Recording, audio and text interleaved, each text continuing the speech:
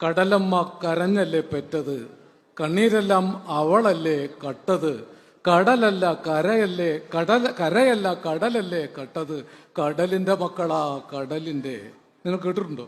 കടലിന്റെ മക്കളാ കടലിന്റെ എന്ന് വേടൻ പറയുമ്പോൾ ലക്ഷക്കണക്കിന് കടലിന്റെ മക്കൾ കണ്ണുനീരും പട്ടിണിയും വിശപ്പുമായി ജീവിതത്തോടും മല്ലടിച്ച് തകർന്ന് പൊടിഞ്ഞു വീണ് വീണ്ടും ഉയർത്തെഴുന്നേറ്റ് ചരിത്രത്തിൽ രേഖപ്പെടുത്തപ്പെട്ട അനേകം കടലിന്റെ മക്കളുടെ ശബ്ദമാണ് ഈ വേടൻ പാടുന്നത്. അതുകൊണ്ടാണ് വേടന്റെ പാട്ടിൽ നാവില്ലാത്ത കോടിക്കണക്കിന് മനുഷ്യർ ഉയർത്തെഴുന്നേൽക്കുകയാണ്.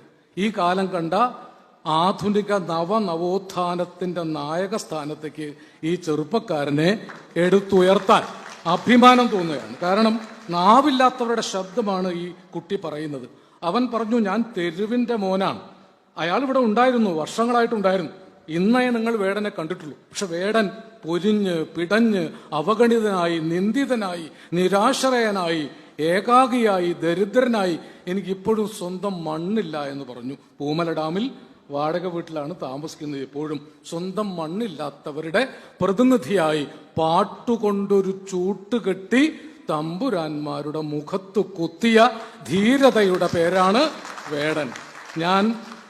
ഞാൻ പാണനല്ല, പറയനല്ല, പുലയനല്ല, നീ ഒരു തമ്പുരാനുമല്ല, ആണെങ്കിൽ ഒരു പുല്ലുമില്ല. പുല്ല എന്നല്ല വേടൻ പറഞ്ഞത്, കുറെ കൂടി ശക്തമായ വാക്കാണ്.